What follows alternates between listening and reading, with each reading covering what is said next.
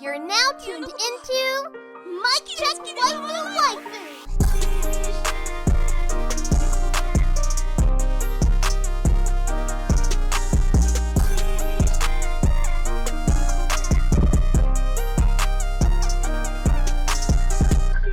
Polo and Tell, is that you? Mic check.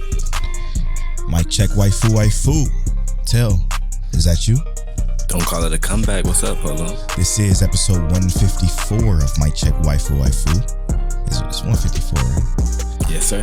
As always, it's brought to you by Lube Complex. Make sure you go to lubecomplex.com. Use that offer code waifu. It's also brought to you by don'ttalkshop.com. Make sure you go to don'ttalkshop.com. Use that offer code waifu15 to save 15% off your very first order. We appreciate that.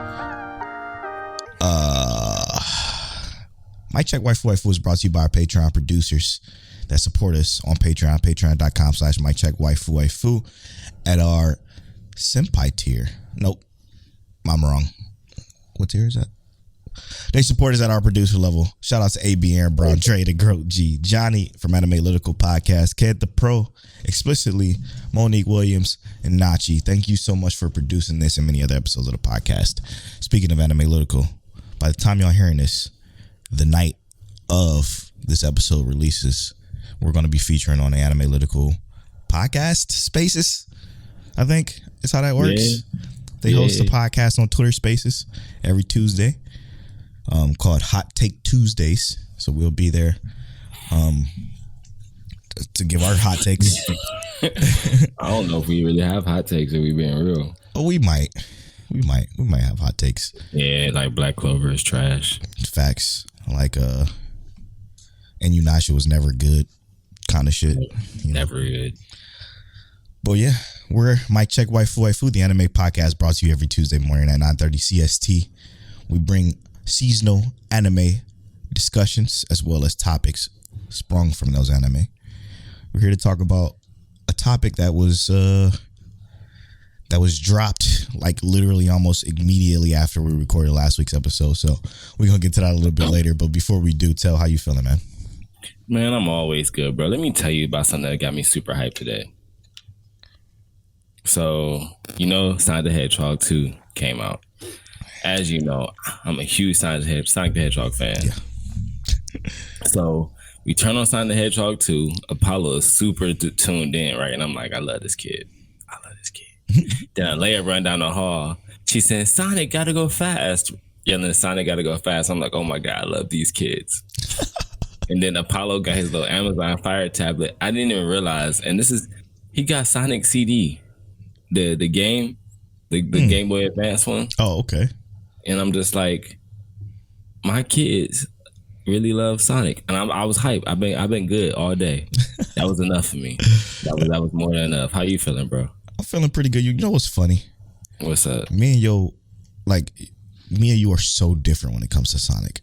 Mm-hmm. I think most of his video games are trash. I think, yes, absolutely. I think Sonic. I'm not disagreeing with you at all. Oh, I agree. Oh, really? Yeah. I thought you about to say something I disagree with. I thought you were going to disagree with that. I think I don't know. He's very lucky by the character himself. Being decent enough to carry a franchise of that nature, because the only thing that I really like about Sonic was the Child Garden and the Sonic Adventure, and that was pretty much it. Because every game has been trash. Even when you go back and try to play like the Sonic classics, they're cool, but they're not good games. They're like the thing run. Is, I agree. Here's the thing that makes those games somewhat enjoyable, right? Because like if you compare it to like Super Mario, all you really did was run and jump on stuff, right? Yeah, Sonic is similar, but you're trying to be faster. But the thing is like Sonic had the hardest time trying to keep up with new gen games. Like there was no real competition. They had to find their own niche. That's why I like Sonic Generations, because it mixed like the old with the new, but made it better. Sonic 06 was trash, bro. And I'll be real with you. I had no problems with that game playing it through. Other than fighting Silver the Hedgehog. Other than fighting Silver, that game had no glitches for me. But when I watch other people play, I'm like, objectively, this game is trash. Sonic Adventure, I really enjoyed Sonic Adventure, finding all the secret stuff. And like you said, I enjoyed the Child Garden, Sonic Battle 2. I mean, enjoyed the Child Garden. The games that are the best for Sonic are never talked about because nobody know about them. Mm-hmm. Sonic Advance Battle was a DS game that I would love to have on Game Boy Advance again, where you literally just built each character as a fighter, and they would fight with their specific powers to go against their other characters. Which is not a Sonic game. It's not made by Sega, but it's a Sonic Advance battle game. Yeah. You know, it's a fighting game with characters based on those traits. It was one of the funnest Sonic games I ever played. Exactly. No Sonic game is a Sonic. No good Sonic game is a Sonic game. It's either a fighting game or just a different kind of game. The Sonic formula is trash. I'm gonna be real with you. It's just a trash formula. But Sonic the character is great. I think he's a good character. I love his comics, bro. That's mostly what I keep up with. I don't really keep up with his games anymore. Yeah, even that old 4Kids show wasn't bad. I actually enjoyed that from what Sonic I remember. X. Sonic X. That's what it was. Yep. That's crazy. And for me, man, I've been doing pretty great myself. I finally had time to sit down and listen to that Kendrick Lamar album. Now I know we normally save this kind of talk for like, you know, the After Story podcast, and maybe I will go into more detail of this there. But this is the greatest body of music I've ever listened to in my entire life. Literally the greatest sonically produced, structured, paced. Everything about this album is 100 out of 10. Like it is like there's no better music than this fucking album. And I swear that from the bottom of my soul to the top of my heart that this is the greatest thing I've ever listened to in my entire life. I text my brother is the Sonic not Sonic the music fanatic in our family. Okay, he was in the music industry for quite a bit, and music is his shit.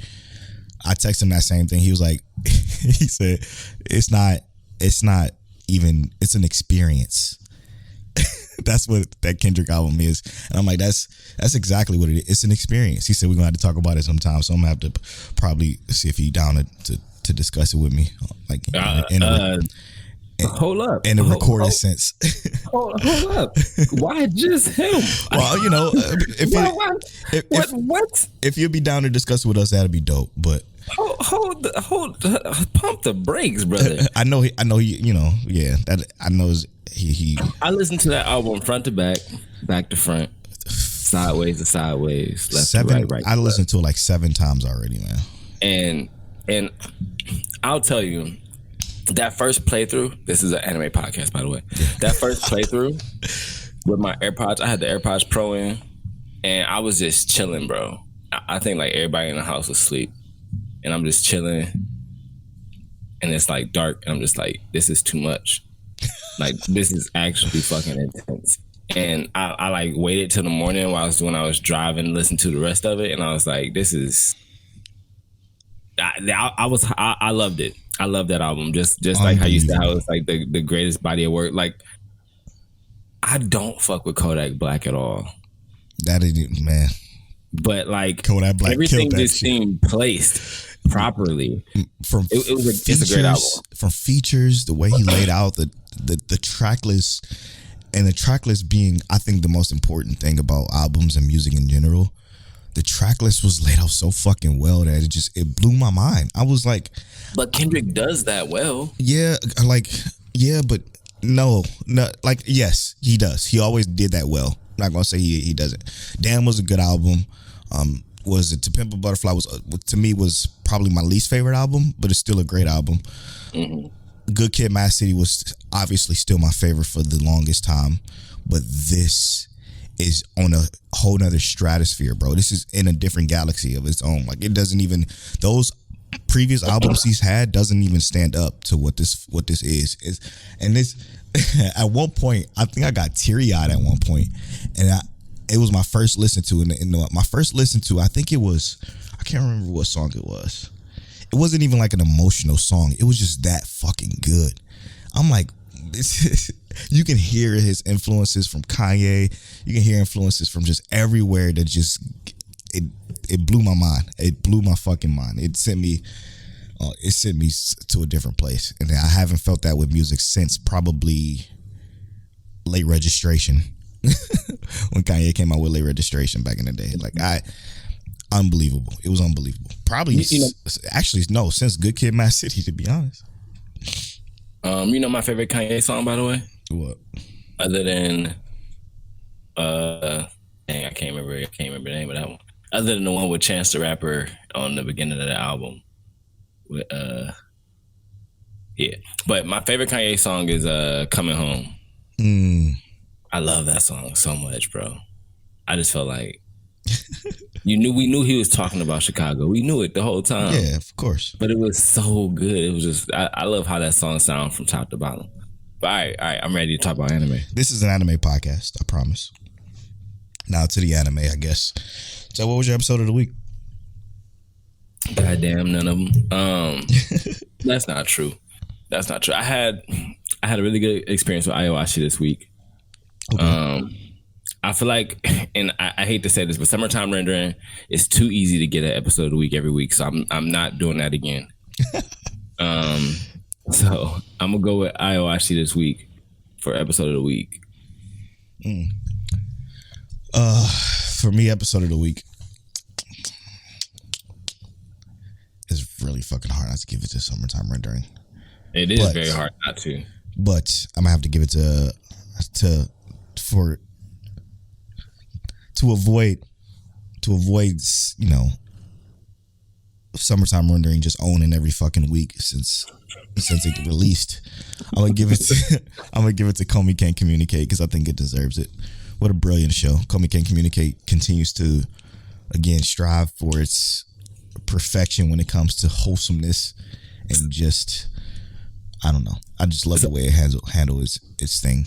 So can I ask a question? You sure can. Because I haven't delved into this yet. And I know I need to before you start jump down my throat. Comey can't communicate, right? She can't communicate. It's because she has social anxiety, right? Yeah. All right. It's a communication disorder. I know if you're saying it's up there. And you've said this several times before, Comey Can't Communicate. Great episode of the week. Mm-hmm. What happened? It's just an unbelievable show. They took a school trip, and the episode previous sets up this episode brilliantly. And again, that's what Comey does extremely well. It has the same structure as Kaguya Sama Love is War, so it's broken up into the episodes are normally broken up into small little, let's call it manga chapters, basically. Small little manga chapters that they kind of go through and experience different situations. And what Comey Can't Communicate does so well is it's Comey Can't Communicate, but it focuses on the classroom around her. What they did was what Assassination Classroom do so well as well, and that's give a classroom an entire personality. Like everybody has their own individual traits and personalities that just work so well in the grand scheme of things. Like you root for all fucking 26 of these students. Like they all have something that you look at and you're like, oh wow. Even like extremely extreme side characters have standout moments, and they had a standout moment in this episode during the school trip.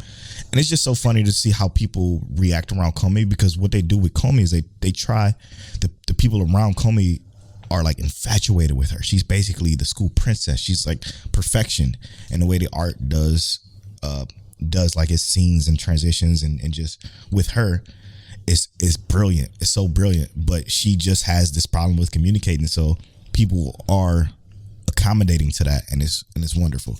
It's just so wonderfully wholesome. It's funny how my brother watched more episodes of Comey Can't Communicate than Tell, and he's not an anime watcher. It's insane. Well, I mean, I don't understand how that's funny. I'm blown back. I ain't laughing. I'm blown back because this show is fantastic. He liked it though, Javon. He loves it. He liked it from the beginning. He loves it. That's what I'm saying. You get on Netflix, watch the dub version so you can just speed through it. He could watch 1 minute, and that's technically more than I watched, bro. Exactly. That's not a fair assessment. But he watched the entire season 1. Dude, I gotta start first before you can start comparing me to your brother. You gotta watch it, man. It's great. I do want to say this though before we move on to the main tots, if you will, topic of the show. Rising of the Shield Hero did something interesting, man. And what I'm referring to is episode 8 of Rising of the Shield Hero. I'm not going to go too deep into the spoiler talk of it, but how can I do that without spoiling it, huh? They just removed an anchor, and I'm interested to see where it goes. Yeah, and the way that's a good way to put it. Removing an anchor, but it remains a major point, obviously. So that is like you said, I think that's also interesting. And it has to still be loved because I'm pretty sure people stuck with this series as this part continued, right? It's getting better. I will say that. This does bother me a bit because that's messed up. But hey, we gonna see. We gonna see. Yeah. So in the second half of the show, what we're gonna spoil is Tomodachi Game episode 8, Summertime Rendering episode 7, and Spy Family episode 8. So stick around after the music break. We're going to spoil those episodes coming shortly. So as far as the topic of the show, before we get into, again, I know I said we are, but the topic of the show is going to be Hunter x Hunter, right? Hunter x Hunter is been announced to come back. So before I get into the article discussing, the teases and shit that happened on Twitter, literally moments after we recorded last week's episode, let's talk about Hunter x Hunter. We haven't gave our opinions on Hunter x Hunter in a very, very long time. What are your overarching thoughts of Hunter x Hunter? Where does Hunter x Hunter lie within your anime catalog as far as just let's call it the shonen. So I watched Hunter x Hunter twice in a matter of like a week, right? Because I watched Hunter x Hunter, the 1999 version of it, and saw where it stopped. And I was like, that's it. And then I watched the Hunter x Hunter 2011 version right after that. And I was like, I saw the differences in it and stuff. I was like, okay, I really like this. I think Hunter x Hunter is a good series. I think it has a lot of really interesting concepts. I can see why so many people like it because it has that whole power of friendship. I think Gon is a psychopath. But overall, the show is pretty good. Not in my top, probably 30. Probably not in my top 40. That's crazy. What a hot take. That's not disrespectful. I didn't say it was disrespectful. I just said what a hot take. Is it? Okay. Well, I mean, hey, I didn't think it was hot take because I thought top 50 was good for this kind of series. But yeah, it's a good series. I would give it probably, like, if I had to rate it, quick rating, like a 7 out of 10. It could be higher or lower. Yeah. I think I'm where you are, to be honest. I think so. What happened for me was when I was going through the old site that shall not be named way back in the day. Okay, that banger when it was a banger. Yeah, actually, I can probably say it now because it's gone. I'm talking about the defunct. Kiss Anime. Obviously, I was going through that and I saw this show and it had they used to have this tag. They used to say hot on it, the hot tag next to it. And I saw that on two versions of the same show. I'm like, why is it 2 versions of the same show? Not really quite understanding what it was about. I ended up starting the 1999 version and watched like 20 episodes of it, and I was like, what? Because to be honest, it was trash. It was absolute garbage. Right. Because it was just a lot of nonsense in it, and that's normally how it was back in the day. It was a bunch of just filler bullshit that didn't make any sense. Unless you Hakusho. Right. And then I can't remember. I don't remember if somebody told me or I just happened to take a break and then try again. But with the 2011 version, I turned on the first episode of 2011 version. I'm like, oh, okay, this looks better. It's newer. It's just a newer version of the same shit. So like I was thinking, okay, so it's Full Metal Alchemist, basically, with how they have Brotherhood and Full Metal, right? And I'm like, okay, well, I'll just watch 2011. Watch 2011 all the way through, and as I'm watching it, I'm like, damn, this is actually pretty good. It's pretty good. And then I'm still watching it, and it kind of gets trash. And when I say it gets trash, I mean it's like I think it was after the Hunter exam, and like right at was it the heist that I think it was the what was that shit? York City? Yes, York City shit.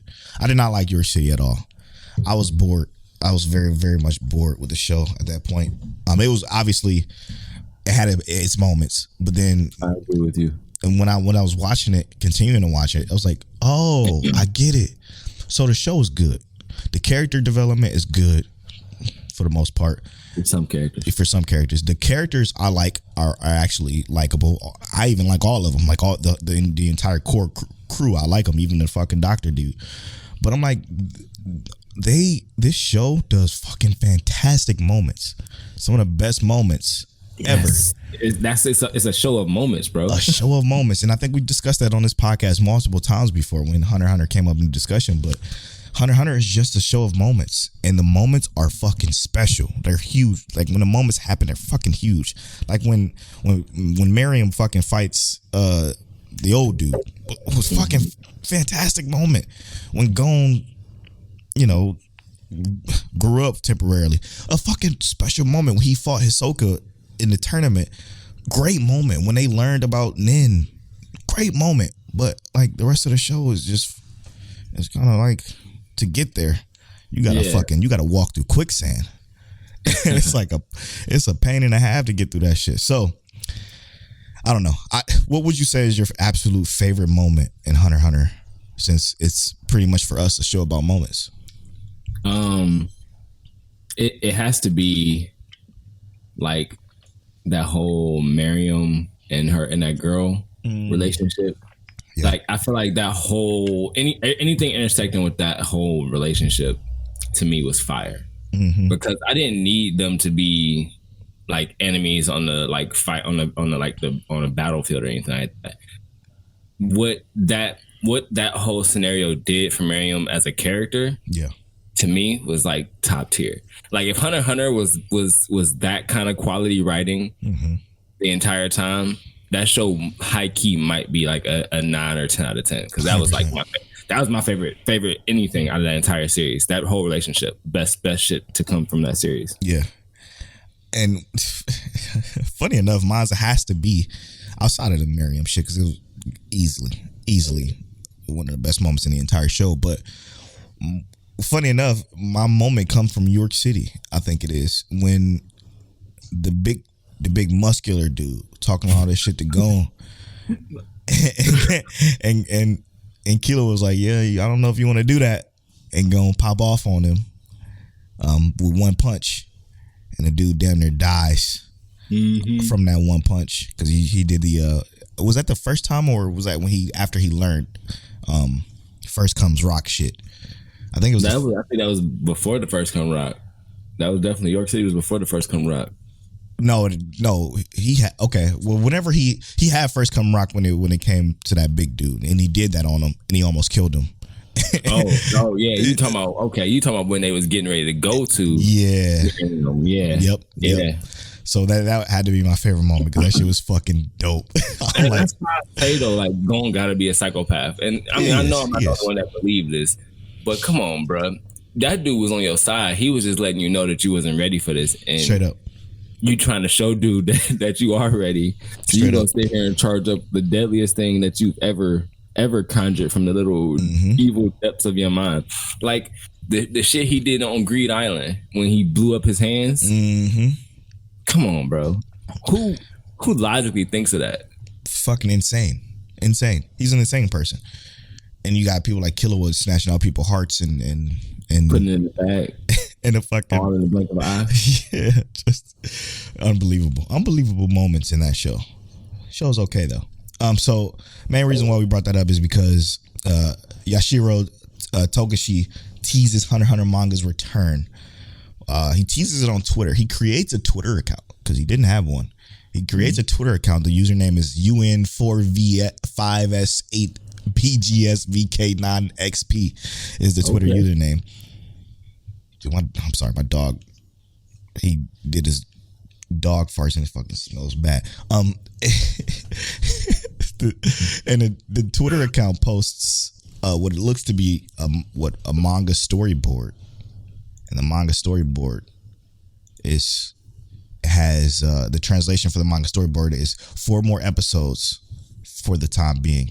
Assuming he's obviously talking about manga chapters, but translation or whatever. So he created a Twitter account and teased on Tuesday that his Hunter x Hunter manga will return from his current hiatus. How long was the hiatus? Fucking years. 9 years almost? Yeah. No. Oh, no. It says since November 2018. So it's not that long, actually. I feel like it's been fucking 10 years, to be honest. He posted. I guess. What was it? They drop chapters, right? And they go through all like the editing process and localization and stuff, and then they finally drops. And that's why it feels like it's been longer than it has, because he'll drop a chapter and then I think he takes another break. But his health is comes first. Straight up. Health comes first, bro. And he was apparently on hiatus from that. But he posted a picture of the manuscript with the number 6 that stated 4 more chapters for now.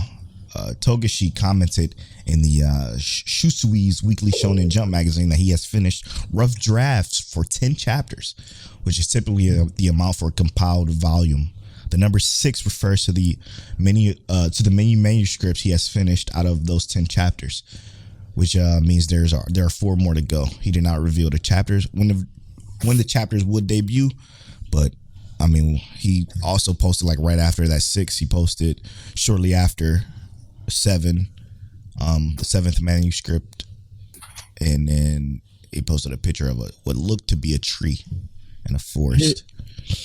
And here's the thing, Hunter x Hunter is really hype. I think Steve and I had a argument, debate-ish kind of thing, where he was comparing and saying Hunter x Hunter is better than Fullmetal Alchemist. And while I respect people's opinions Absolutely. on things, it's got to be completed before it can be compared. And then, I totally think it can be compared. It ain't even fucking close. I agree there as well, but it's not as good as Fullmetal Alchemist. But I do think it has wonderful moments, and I'm excited to see more of those moments. Absolutely. Right? Like, the people who are hardcore, diehard fans of Hunter x Hunter are not the only ones excited for this, because I would consider myself a fan. It's just got some really good moments that really feel strong for me. Absolutely. So to clarify the point, the manga's second television anime adaptation premiered in Japan in 2011 and ran for 148 episodes. The final episode premiered in 2014. So it's been since 2014 since it aired its last episode. So it has been quite a fucking while. Yeah. I'm not going to read the manga. I'm obviously going to wait until whenever it's animated, because I think that's going to be better. Did they say anything about who's going to animate it? No. Because let's be real, that shit's going to look fucking amazing. You but think all so? the hype, yes, because look, with the fan base that Hunter x Hunter has, it's going to be mad funding going towards that whenever they get enough, even if they get enough just for 12 episodes. The moment they get the money up for 12 episodes, they going to throw it all down. It's not getting the Black Clover treatment. It's going to look good, bro. It better. I guarantee it's going to look amazing. It better, bro. It better. Because it deserves it. But again, it's a long form show, so I don't know if it's... They had the content back then, though, to make it long. As we looking at it right now, they don't have... And I mean, they definitely have more chapters to work on. But now that, there's more chapters supposed to be coming out, they can say, bam, he's writing more stuff now. Let's go ahead and start developing more anime for this. And they can probably do 20 episodes and, take a break just because they don't want to do too much on it. But yeah, they have so much to work with. And I'm excited to see it come back. Just give me those moments again. You know what my favorite thing about Hunter x Hunter was? What was it? I absolutely love their power system. Yes. As complicated and convoluted as it is, I can still understand it. It's like a JRPG power system, and I love that. They basically have a rock paper scissors system, like JRPGs back in the day normally does, and you can mix and match. You can you can put shit together and create an entirely different kind of power set of moves. It's a dope system, and I think that's what kind of sold it. Yeah, kind of puts it above a regular, like a DBZ or a fucking motherfucking what else is another long form, Black Clover kind of shit. Like it just right. The power systems it seems a lot more understandable.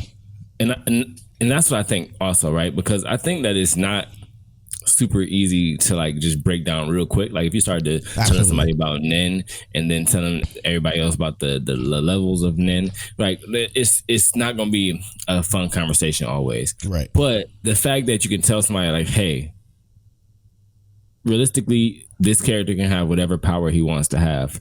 He has to be willing to say, what is my devotion to have this power, right? Like we take Gon. Gon just wants to fight, so his power is cool. But then you got Kurapika, who wants to use his power for a very specific situation, a very specific set of groups, but it's overpowered as fuck. Mm-hmm. His power is mad overpowered, but it's literally just for what this group is, right? Yep. That's it. Your power can be whatever it is. It's based on your devotion. I love that. Once they told me that, I was like, cool. All right, what's next? Okay, now you break down the actual details of the power system, why these things work that way. I thought it was cool. It was just too cool.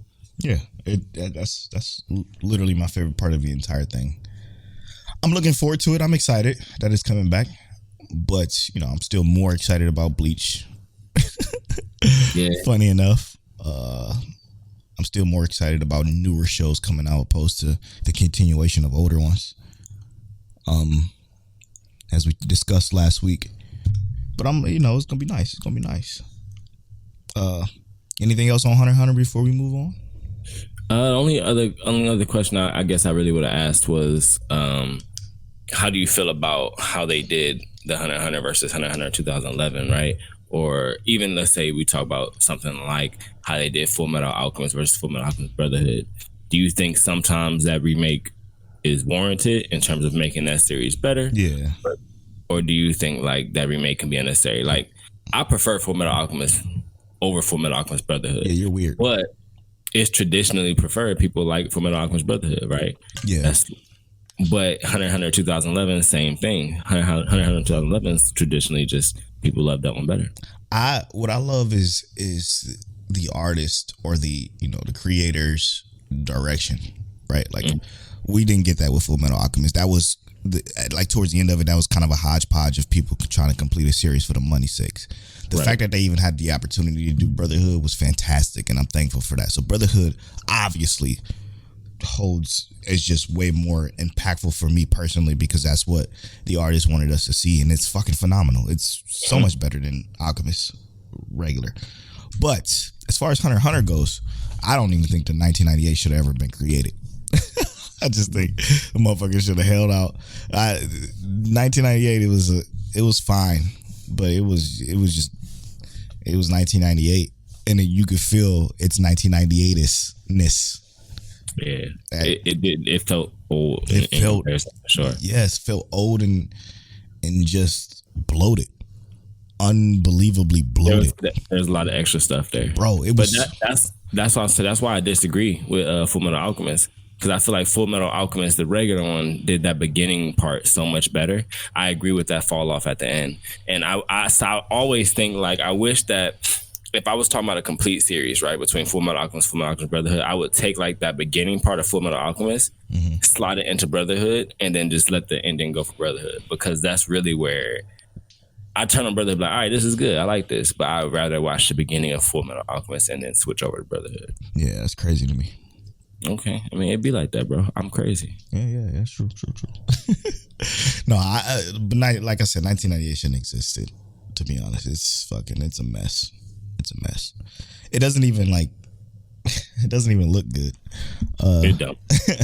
You know, I remember watching the 1999 version of it and seeing I was trying to get it right and seeing like, all right, Killua do his stuff in there, right? And it didn't have the same like dark impact. Like it was still like messed up, but it ain't had the same dark impact. And then like how he just never went back to really get like his license until much like it just felt like how he gonna be doing hunter stuff with Gon. He don't have his hunter license. It's very weird. It's a very weird structured version of that show. Yeah, I preferred the 2011 where he just ran back. I'm gonna go take the test real quick. Did the test.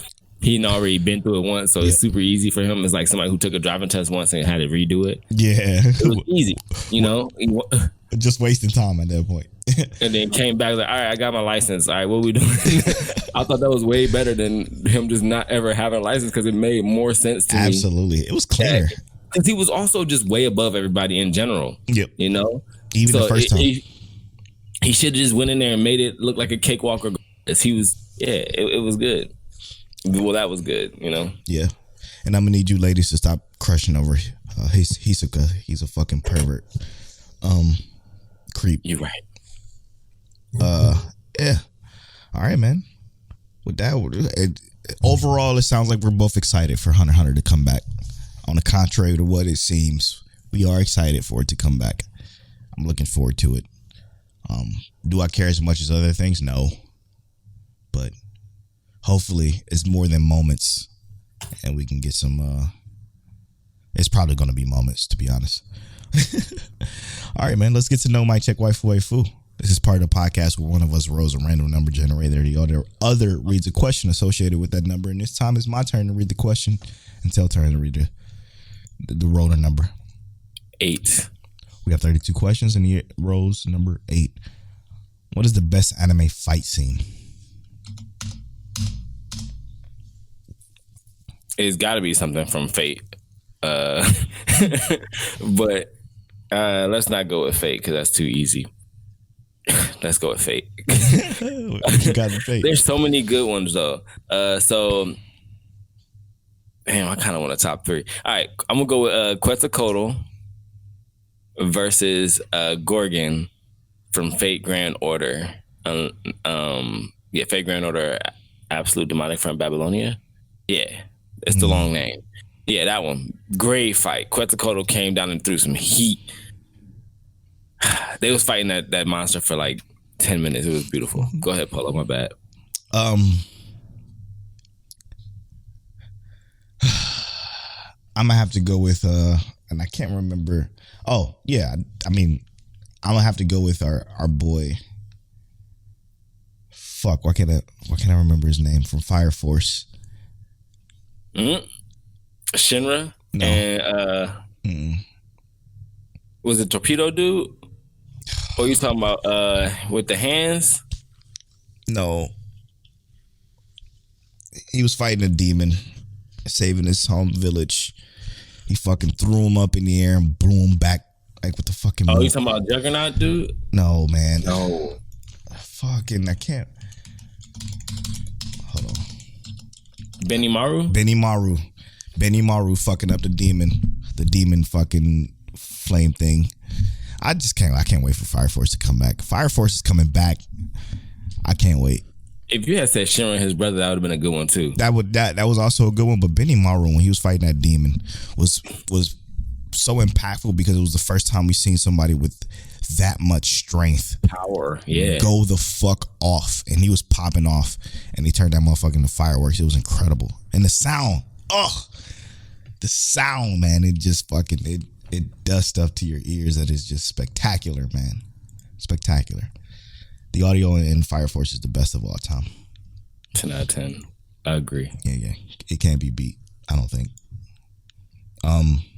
Unless they do a Fire Force 2025. And it's like a remake of everything. I'm just joking. For those of you keeping up with the list, there are only 31 questions left. We're going to keep rolling until it's gone. We're not going to add any more until it's all gone. I mean, there's so many questions that we've answered already that I think we forgot to delete, but I'm going to keep them in there for now. Yeah, like favorite slice of life. We definitely answered that one. I'm gonna delete it. Has anime ever made you cry? We've answered that 100 times. And Never again, though. I ain't never watching Clannad again. I want to watch it again, actually, as a matter of fact. Psychopath. Favorite ecchi. We've answered that. I'm gonna try to get this list together because a lot of shit we've already answered. You know what I saw? Speaking of ecchi, what? Apparently, there's a hentai that's coming out that has. It's not coming out. I know exactly what you're talking about. High quality. Yeah. You saw it? Did you find it? Yeah. So that's a. How you know it's not coming out? Because I got the name for it and everything right here. It's not. That's just a trailer somebody made for a concept to hopefully be greenlit. It's not coming out. That shit ain't coming out. Come on, man. Yo, it's like I was about to be like, yo, I'm about to be watching some high quality. I'm just playing. But. I would have, but nah, that shit ain't real. Now the questions is down to 28 because we got a bunch of stuff that we already answered. Right, cool. Okay. When we come back, we're gonna spoil Spy Family first. We always start off with Spy Family. Then we're gonna spoil Summertime Rendering, and then after that, Tomodachi Game. So listen to this nice smooth tones curated by your boy. And we'll be right back after these.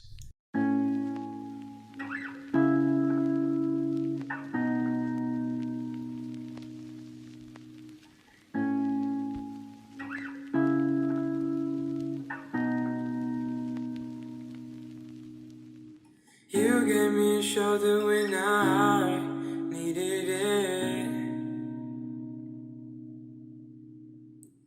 You showed me love when I wasn't feeling it. You helped me fight when I was giving in. And you made me laugh when I was losing it. 'Cause you are the reason why I'm still hanging on. 'Cause you are the reason why my head is still above water. And if I could, I'd get you the moon and give it to you. And if death was coming for you, I'd give my life for you. 'Cause you are the reason why I'm still hanging on. 'Cause you are the reason why my head is still above water. And if I could, I'd get you the moon and give it to you.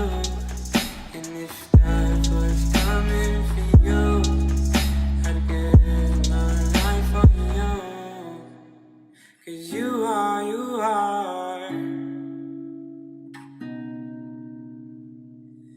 Oh, you are.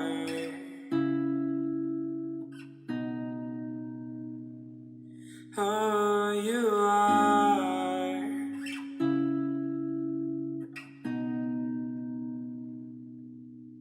You are.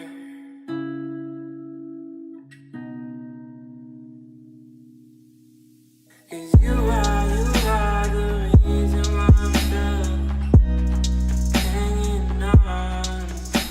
'Cause you are the reason why my head is still above water.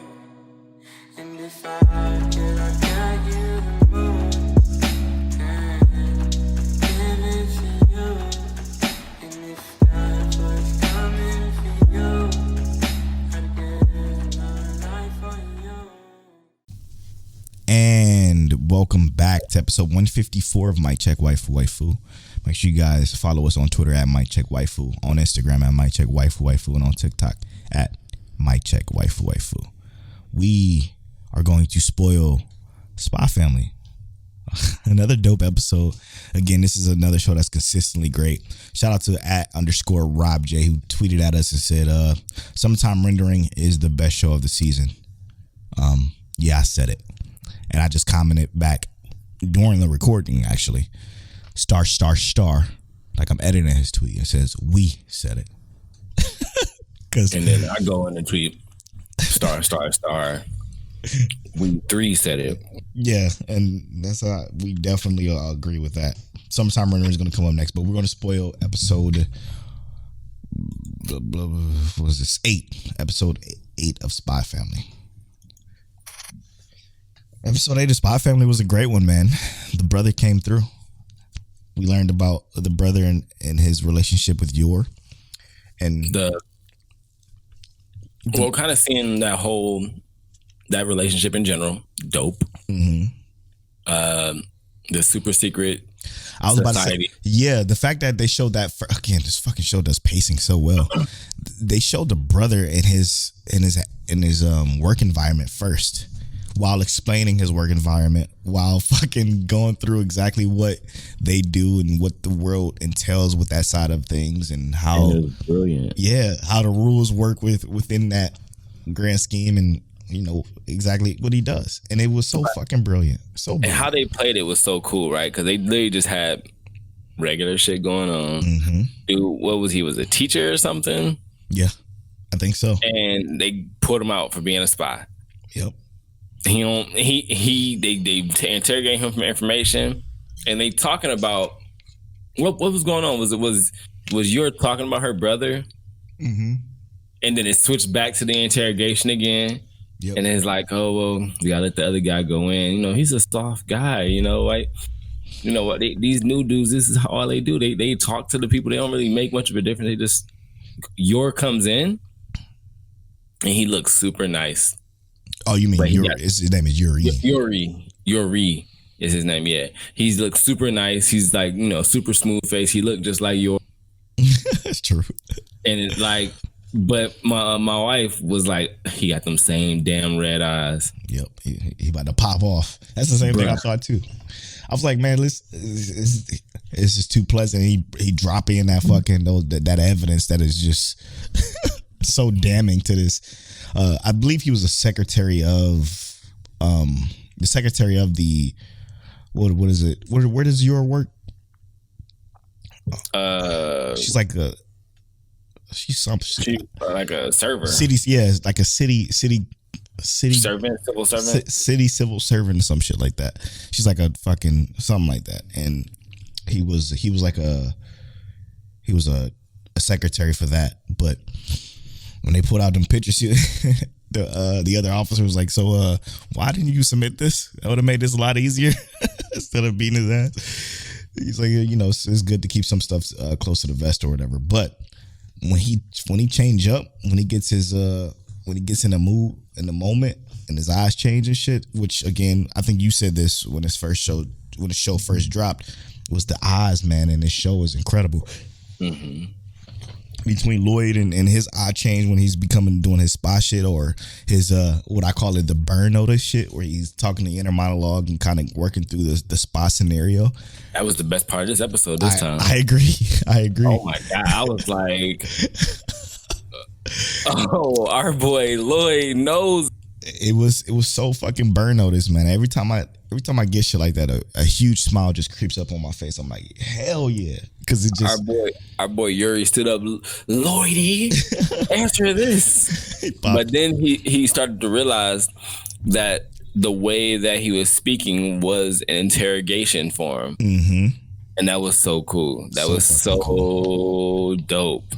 So good. And and Lloyd being the professional and expert he is, he remembers and catalogs all that information and knows the answers, even though like some of it's like not right. He's like, it's just so good, bro. And the fact that he knew as much as he knew even before he even came into the house was also dope. He's like, something don't seem right about what he does. Let's kind of work through it. And that entire time, during that entire dinner, he was working through it. The situation is interesting because I feel like Yuri is smart enough to kind of figure out something ain't right. Yeah. And obviously they kind of hint at that at the last second of this episode, like when Yor and Lloyd touch hands and they're like, oh shit, and it gets real awkward. I'm feeling like something unique is about to occur with this, but I don't know what.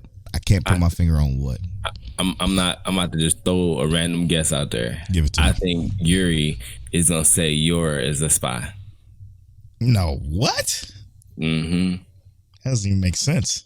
It don't, but I feel like Yor is gonna be more likely to do something spy oriented than Lloyd is. I see what you're saying. Because she's not gonna attack her brother, but I think she might do something that's not like almost like I didn't hold back.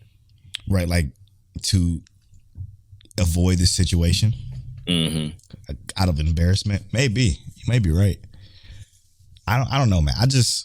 What I love about this is, again, it's the pacing and the continuation of the show, because it always starts so well. Like it continues on with our girl Anya in school. Like it continue on that path, but then it slowly transitions, and sometimes you don't even notice the fact that it's transitioning out of the Anya in school thing right into Yuri coming to see Yor, and it just being this whole fucking thing. It just feels so smooth and intertwined so well that you can't help but to notice how well it's being done. I did see a tweet, and the tweet kind of pissed me off, and I normally tweets don't piss me off anymore. Like I become, doing this podcast for so long, I've become numb to takes on Twitter. Like at one point we were going to have a show called Take Talk, where we take takes and we discuss it, but it's kind of hard to do that when you just don't give a fuck about takes no more. I did see a take where somebody said Spy Family, I wish I would have fucking bookmarked it or something. Spy Family pacing has been dog shit, and it almost got me. Did you read in further context? Was it a fine print? It was somebody talking about it was a retweet to somebody asking the question about Mission Yozakura Family or Spy Family. And that tweet, it was like between X chapters being something too spread apart or some shit like that, and then the Spy Family anime pacing being dog shit, I will go with Mission Yozakura Family or something. I'm paraphrasing, obviously, because I don't remember the tweet, but it was something along those lines, and it almost got me. And I'm like, you know what? I still don't care about takes on Twitter, even though that one itched me a little bit. Maybe you want to scratch a little bit. I am confused. They got me. Yeah. I would have been like, hold up. But my question is like, are they watching the same show we watching? I don't know, because shout out to TCBNYC, who was the first to reply to our question of have they been consistently following the manga, and the answer is yes. They've been extremely accurate.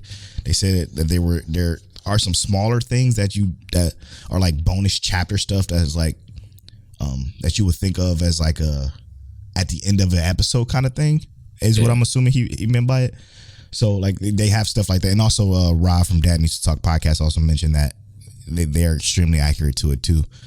And I think the manga, if it's accurate to the manga, I think the manga is probably fantastic too. So I'm confused on that take, very much so. I am still excited for Mission Yozakura Family. I honestly don't think it's going to even come close to this pacing, because it's just structured so differently. You know? Yeah, to pace like this is amazing. Yeah, I mean, if more series had this kind of pacing and like flow to, oh my god, anime. I love anime, but it would make anime more enjoyable. Even more. Yeah, I absolutely agree with that. And again, Mission Yozakura Family is gonna be good. Like I have no doubt about that. I don't think it's any question that if whether or not it's going to be better or worse than Spy Family. I think it's going to be just as good. I don't know if this is going to have this pacing though, and I think with the way the chapters of Mission Yozakura Family are structured, I don't think it's possible, because they're so kind of it's like we talked about earlier in our show about the Komi Can't Communicate. It's kind of just like that, where it has pieces of overarching story embedded into like different smaller chapters within its structure. So I don't know. I don't see Mission Yozakura Family having this kind of pacing, but I also don't see it being bad either. So it's just different. With that interjecting brother, you don't know what kind of pacing they might have. True, that's gonna be live. He's definitely giving me Yuri vibes when you think about it. All right, let's move on to Summertime Rendering. Episode 7 of Summertime Rendering. I love so much about this show. It's the greatest show this season for sure. Like, Spy Family is great though. It's great. But Summertime Rendering destroys this, like, just destroys my entertainment value. Like, I'm happy watching Spy Family. I'm entertained as fuck watching Summertime Rendering. Because I'm emoting and shit. I'm like, oh, I'm putting my hands on my head. I'm using my hands. I'm like, what the fuck is this? It's just incredible. It's incredible. It's a perfect show still. What really gets me is the information dump. Mm-hmm. And it doesn't feel like an information dump, like they beating you over the head with information. But it's like the way they give you the information just ties pieces together more and more each episode. It's an IV drip that they turn the vial all the way up on. It's so good, bro. Like just slowly understanding the shadows and how we're going to get to where we want to go. Like I was confused at a point when they said, "Oh, you must have talked to the brother." Yes, I'm like, what the fuck? I'm like, what you mean? And then we get that information slowly as things progress. Yeah. And we know what the main character knows when he knows, and that's the best part. Like, it's so good. I don't understand how many times we have to stress this, but we're gonna keep stressing it for as long as we have this podcast, I believe. For the main character to be intelligent, and then for the writer to say, hey, listen, we're not gonna know as viewers, as watchers, not gonna know anything until the main character knows. That's always something that is so very important to carrying a show for me, because learning what the main character knows as the main character knows, or knowing it before the main character, kind of takes away its impact. You know what I'm saying? Because like, what show does that a lot? I think My Hero does that a lot, where we know shit before, because we see two different timelines. We see two different timelines, or we see two different situations happening, and it's fine. It's a good way of doing it, but I don't think it's as impactful when our main character learns of what the villains are doing, or it 100% right. It doesn't feel as impactful. But when Summertime Rendering gives us information as the main character learns it, it feels like fuck, because we are asking the same questions the main character are asking it before he even asks it. And that makes us feel smart. But let's talk about this part real quick, because this was like a little information drop that we didn't even necessarily think about. The shadow, when it copies somebody, takes a pause. They are basically incapacitated temporarily. That was like just random information that we didn't necessarily know we needed, but now that we have it, it's there. And that's what I mean by information dump, because it's there, bro. It's not like they trying to beat us over the head with the information. Like I said, it comes when it comes, and you just got to hold on to it. And let me tell you, because watching it, I'm like, oh shit, Ryosuke is what the brother name is, obviously. Mm-hmm. Oh shit, Ryosuke is about to get copied. We're fucked, is what I thought in my head right before Ryosuke said, you sure you want to do that? Take that risk? I'm like, what the fuck you mean? Because when you flash me and you copy me, because he asked, he's like, go ahead and copy me. Because when you copy me, it's going to give me plenty of time. What did he say, like 3 seconds or something like that? Mm-hmm. It's going to give me time to kill you. You're incapacitated for 3 seconds. And it also reduces your power, your ability. I'm like, oh shit, that makes sense, because I'm sitting like, oh shit, you about to get copied. You're fucked. You're done. Shiori's behind you. You're fucked. And then that's when that information drop comes in right at the right nick of time. It's crazy. It fucking blows me back every single time. What's crazy is that new episodes come out. It's coming out 3 days from today. So we're recording this on Sunday. It comes out Wednesday. Yeah, because 3 days and 10 hours. by the time y'all hearing this, y'all probably gonna be in a new episode by now. But fuck, man, I'm interested to see, like, to get more information on Ryosuke and how that happened, because they kind of gave us a little bit on her. She went to her brother. Did she eat her brother? Is that what I'm? That that happens with twins. I think we talked about that before. Twins sometimes do eat the other. I was thinking. Wait. We're not gonna brush past that. What? There's twins when you're like in the womb. Oh fuck. Okay. They absorb the other one because they're trying to get nutrients. Yeah. Okay. All right. That's not. I ain't mean nothing else. All right. But that shit got weird. I was thinking that what they'll probably end up explaining is that she is very, shy, doesn't like talking to people. So she developed that personality of her brother for when like she needs to talk to people. So her brother takes over. Mm-hmm. I'm thinking that's all it is. It's just a standard multiple personality disorder. Yeah. Interesting. But if it's tied to her brother, like let's say she actually has a brother and he died at a certain age, and that's now the memory she keeps in her head. Well, they said he died. He died from a shadow, and he was fucking mangled and battered. And whatever happened to him, it was awful.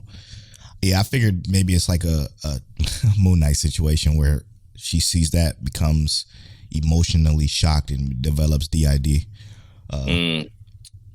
That's interesting. That's an interesting thing to have happen. But the fact that it's like whenever she has that ponytail is when he's out, and then whenever her hair is straight, that's when she's back. It's fucking dope, man. Yep. And the fact that she also more stuff to pay attention to. Yeah, exactly. The fact that she also like still is aware of her environment for the most part. Mm-hmm. Even though he's and the conversation. Yeah, even though he's not, because he has to go off of recording while she kind of like hears it, understands it, what's going on in the situation. It's very different. It's very different than DID. So I'm kind of curious as to see how that developed and where that's going to go from there. But fuck, man. Them killing Shiori, though, I think is a huge step. What do you think about the slight change that happened when they decided to take the step early on in the series with him doing something about I forget what the name, kill, whatever that family name is, them taking care of the family first, opposed to him following the steps that he was originally following, and Mio's situation being a little bit different. So here's my thing, and this is how I think of it, that we know that the shadow kind of has like a hierarchy, and that the one there's levels to this shit. Yeah, Mio is the one that's kind of like leading the group for the most part. Mm-hmm. So when they don't respond, like something happened, they're gonna know someone's out here taking out shadows. So I think it's actually gonna mess up what's supposed to happen, and they're gonna have to find a new way around it. Interesting. Because I mean, these shadows aren't stupid, Absolutely not. So, yeah. But what's up with her? Because remember, it was saying she can keep up with. I'm thinking about the girl again. She said she could keep up with shadows, so she's not like just an average human. What you mean? Did they explain that? The little daughter? Yeah, because she said you're fast enough to keep up with shadows. You're not average. Oh, you talking about when Shiori, before she killed Shiori? Yeah. The shadow? Yeah, so you talking about when she was referring to Ryosuke. That's exactly what I'm saying. Like, so you think that it's like an amplification, like maybe Ryosuke really is there? Something about Ryosuke, because you remember it's hard to talk when he's in a female body, but Ryosuke is literally, he has the ability, what it seems, to quickly see glimpses of the future, which is something they haven't touched on at all yet. Because like when the dad was attacking Ryosuke and he was able to see the outcome of that, just slightly, like a couple of seconds of that, which means to me that, because I'm thinking Hizuru was her name, ate some of her brother. She got the ability of the shadow. I don't know. Like you know how Shinpei has the eye from the mother. But that's what gives Shinpei his power. So I mean, it makes sense because then Shinpei or she would have some kind of connection to that shadow power. Exactly. So we don't know. We just don't know. We know what they know, and we're just kind of theorizing. But I mean, I think that's what makes the show so fucking good because you can. I think what's interesting is Shinpei's emotional state. You know how in Attack on Titan, sorry Rob to bring up Attack on Titan because I know you hate when we dish your show, but you know how Attack on Titan, how Eren had his quote unquote change, right? His character change, right?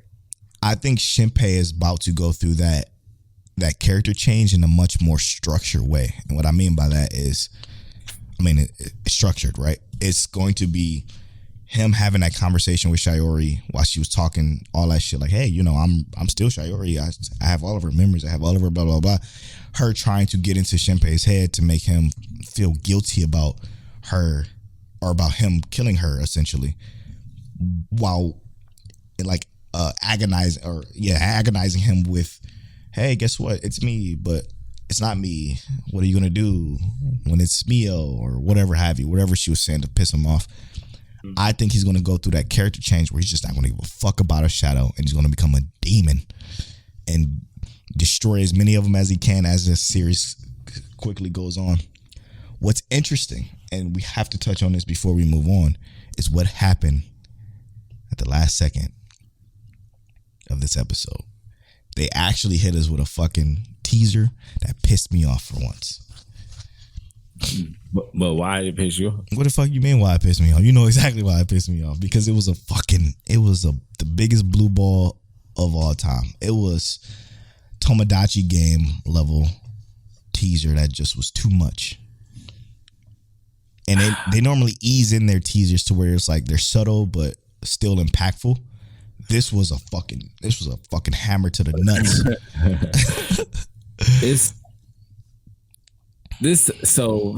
Sheesh, because it ended off right. They were right in the kitchen. They were in the kitchen, and Ushio was on top of Shinpei, like, "Yo, what the fuck you cooking?" What? But they gave us, you know, we got to see him stepping on her shadow. Oh no, you talking about Ushio? Oh my god, yeah. Oh my god, yeah. She just walked up in there. She was just. So like what? So what made her change and follow him? Exactly. And that throws off the whole plan too. I forgot about that too. Oh, because the shadow Mio normally will stand outside.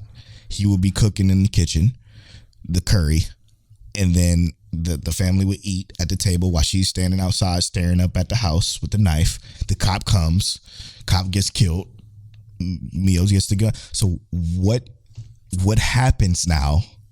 Because she can't be seen by her sister because she's dead. Her sister gonna freak. Well, her sister gonna freak out. Yeah, because she's supposed to be dead. Yeah. Also, her dad. And then he also has what you said in his mind. She has a complete copy. Yep. She remembers.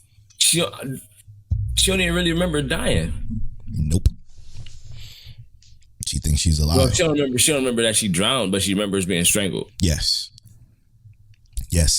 So I don't know what's going to happen because again, the father at this time during the previous timelines, the father is there, Mio's there, and they all eat the curry together while the other Mio is outside staring up at the house, and then the cop comes down. So now with this fucking major change with them taking care of that family that copied Shinpei in the previous timeline. They kind of fucked everything.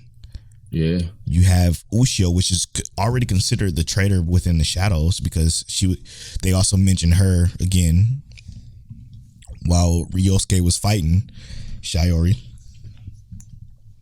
I don't know. I have no idea, bro. That's the thing, though. This anime has been hitting us with too much. We not gonna know. There's no way for us to know. Absolutely. If you had to guess, though, what would happen? If I had to guess, what do I want? The start of episode 8. What do you think is going to happen? he's gonna say, "What are you doing here?" Obviously, but I want him to explain who this shadow is. But I would also like to see how what's her name, Hiyori.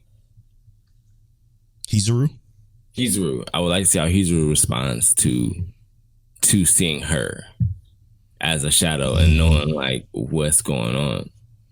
So, because is he working with the shadow? Because he said the uncle grandpa dude said he didn't trust him anyway. That's why he never gave him the information. right. Will they get a chance to understand the shadows better from meeting her? What happens with this? She doesn't know that she's a shadow, so we can't. I don't think so. What I'm thinking is going to happen is he's going to hide her, but with our main character actually being intelligent for fucking once, he's going to explain the situation, right? He's going to tell her, hey, look, you're this. This is what's happening. This is what's going to happen. I need you to chill the fuck out. I need you to understand that this is a very big fucking deal. You are this. So he's going to explain all that to her, and that's going to turn into something else. And I don't know what that something else is or what it could be, but I think Hizuru is probably going to kill Ushio. You know? So I don't know. It's a tough one. It's a tough way. It's a tough thing to handle. Yeah. This anime, like I said, it gives a lot of. Yeah, you can't really predict anything. But that's what makes it so good. That's what makes it the best of this season. 10 out of 10. 10 out of 10 for sure. All right, we're gonna move on to Tomodachi Game. Tomodachi Game had an episode that fucking again was really, really good because I'm like, yo, what the fuck is gonna happen? And this, to be honest, with Tomodachi Game, this is episode 8 of Tomodachi Game, by the way. I don't know what our main character is thinking, like, at all. I kind of do, but I don't, because he's so clever, right? Like, I had an idea as to what I wanted to do. What was that? Like I said, I think we might have talked about it. I think he's gonna try and get them to switch groups, right? Because, and I just kind of thought of this while I was watching this episode. What if there's some kind of loophole where you get them to all join a group and you switch groups? So like they join group C, he joins group K. So everybody switches groups, but he knows where, you know, the one who is hiding is in the opposite group, so he can find him, and that'll be it. So you thinking he's trying to loophole it to where they all get out of this, not just group K or just group C, but group K and C. Yeah, or maybe that's just his way of winning in general, right? Like, because I don't think the rules say anything specifically about him. You know, once he finds, you know, who's hiding for the other group, you know, if he hits that button, that give up button, right, that amplifies the death of his teammates, not just him, right? So let's say he officially switched over, he could hit that oh shit button and boost the debt of the entire group, and they lose, and you know he still gets to stay alive, and you know technically that group may have won. You talking about obviously Tenji in group C, right? Yeah, and the girl, right? Oh shit! So with him switching groups, getting Tenji to the point where he has to press the fucking button, he wins. But Tenji's out. Yeah, my only question is I don't remember what you said about the presses the button, you know, and their debt. I thought the person press the button just gets saved, but everyone else on the team's debt goes up. But if there's nobody on the team, right? Or if well, because technically, wait, what you say? Your internet was roboting out. Oh, my bad. Or if it's not your original team, why would he care, right? Yeah. He holds no loyalty for them. Damn, so like, well, also they would know where their hiding person is if they switch groups. So it kind of makes them feel like they have an advantage. I'm so confused. No. It's a lot, bro. You understand what I'm saying? I do kind of understand what you're saying, but it's what benefit does Group K have for letting him switch teams? Like that's my main question. Like, what are they getting out of it? He can tell them though. Like I said, if I tell you right now, like, look, y'all know where y'all person is who's hiding. You just switch groups and go find them, and they save all yourself debt. They lose that dude, but then he can say, y'all switch and I'll switch over with. So And he can do a trick like where he's not switching over until it's the end of the game. So it makes it seem like, that's what I'm thinking, because that's the most clever thing I can think of right now. That's clever as fuck, actually. You're right. I feel sorry for Tenji, man. Motherfucker went 4 days without eating. Well, I think they're on the 4th day now. It's 3 days so far, but this is about to be the 4th day. Well, no, because they didn't eat 2 days before that, right? Because they were in that little fucking pit thing for 3 days or something like that. They just had water. Yep. Maybe he might be about to die. Bro, about to die. Fuck. He said, all right, I want to switch teams. All he had was water before going in there, and he ain't had enough of that. Yeah. Sheesh, Polo. He was beginning to hallucinate. Fuck, man. This is tough, man. This is very tough and very interesting game, man. Yeah. I'm not gonna say, because I was a little surprised when you said this was a good episode. Yeah, hell yeah, it was. To me, I guess it was good because it caused me to speculate how it's gonna be solved. That's the point. But I wasn't really interested. I was more interested in finally gonna let us know what the main character was gonna do. Because now that we found out that he's some kind of super genius demon. You're right. Once we found that out, I want to just know what he's doing, right? But I'm also like, I'm trying to be in these episodes paying attention. Like, all right, everybody have their name tags on. Why that girl side eyeing people? Exactly. You know the plan from the beginning. I'm confused. I want to know. And that's what makes it so fucking good, because you are thinking outside of the box of what we've seen so far, and whether you like it or not, you're invested. I'm invested. I know. Your current interest in this show is complete contradictory. We just talked about a summertime render. You talked about you love finding out something when the character finds it out, but in this, we ain't finding out when the character finds it out. We find it out when the character reveals it, because the character already know he done planted a seed and trap and plan 2 episodes ago. Absolutely. And that's what Polo is saying is how you reveal the information is very important. Yes. Depending on the series and how it's done. There's absolutely a such thing as 2 extremes, man. And I'm not saying that this is an extremely good thing. Like it's good now that we see it, though. It's interesting, is what it is. Summertime rendering is not only interesting but good. This is interesting. That it's interesting enough to where it makes it good. Yeah. Weirdly enough, because now I'm like, okay, so now that I know that the main character knows whatever the fuck is going on, the fun that comes from me is trying to figure it out before he reveals it. That's what makes the Tomodachi game a game for me. And I'm like, I'm working it now. I'm trying to see if I'm smart enough to understand what's going on before it happens or before he reveals it. So it's fun. It's a fun show to watch. Great. As far as writing goes, not really. Yeah.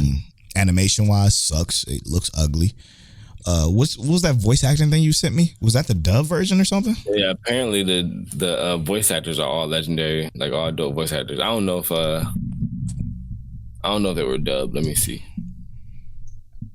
But I know when I saw it, I was like, "Oh, Polo, definitely." Yeah, I mean, because if it's dubbed, I'll go back and check them out. But for subbed, I can't really tell. I don't. You know whose voice I always recognize whenever I hear it? What's our guy from fucking ReZero? Oh yeah. The clown dude or the main house dude. Oh yeah. Every time I hear his voice in subbed, I'm like, oh, I know who that is. He was in The Greatest Demon Lord Was Reborn as a Typical Nobody. Yep. Oh. He was in that. Yep. He was the guy with the mask. They got bodied. All right, let me see real quick. Tails looking up the cast. Apparently, they're legendary voice actors. We're about to find out if it's the dub cast or the sub cast.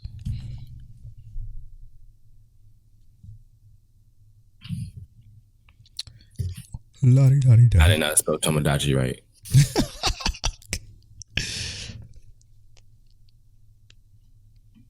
I had to type the whole word and it wasn't popping up. All right.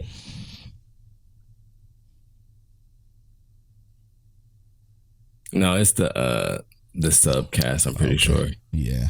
Did I have Because the English cast, yeah, it's not been done yet. Yeah, I have no idea then. Okay. Cool. Dope. I'm glad they're investing in it, to be honest. Right. Because that means they'll invest in it for the dub. Exactly. Exactly right. All right. And I think that'll wrap episode 154. Yeah. We just finished talking about Tomodachi game, and it's how it reveals information is unique and pretty good for this series, as well as Summertime Render and how it reveals information is top tier so far. Spy Family, another great episode. You know, Spy Family giving us something fresh and unique every single time. We also got to know my Check Waifu with the best anime fight, mine being Fate Grand Order's, Polo's being in the Fire Force fight, and Benny Maru's hometown. We also had a nice talk about Hunter x Hunter. You know, some variations on like how we think about it, how we look at the previous series to the new one, and you know the fact that it's coming back. I know a lot of y'all excited. We excited as well. Rising Shield Hero removes an anchor, as Polo said. That was real. That was like, I like that. That phrase there. But also, our episode of the week was Ayawashi for me and Komi Can't Communicate for Polo. And that's been episode 154. My Check Waifu. I'm at Polo Born Flying on social media. I'm at King Telliano on all social media. You can follow our social medias at Mike Check Waifu on Twitter and at Mike Check Waifu on Instagram and TikTok. And as always, Mike Check.